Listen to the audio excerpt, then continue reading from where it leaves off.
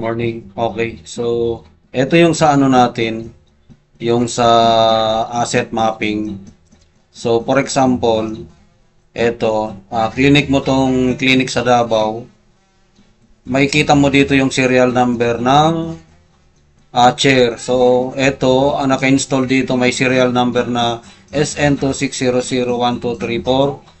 Ang chair, ano niya is X3 Plus Implant Type Dental Unit.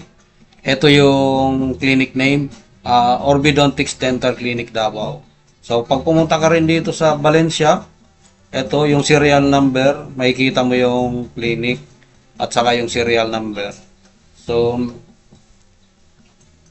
papunta rin sa Cebu, yan, at sa Manila, NCR, ayan. So, yan yung features nung sa asset natin. Ito, makikita natin kasi pwede tayong maglagay ng mga job order. For example, dito sa clinic na to, sa NU Smile Dental Clinic Muntinlupa, ito meron siyang job order dito. So, tingnan natin, expand mo lang to, makikita mo yung job order. Ayan. Ito yung job order niya.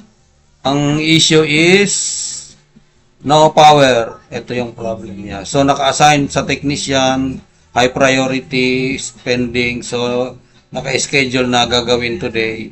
So, ito yung detail. So, yung total cost, ilalagay din natin and then acceptance ng client, electronic signature. Yan.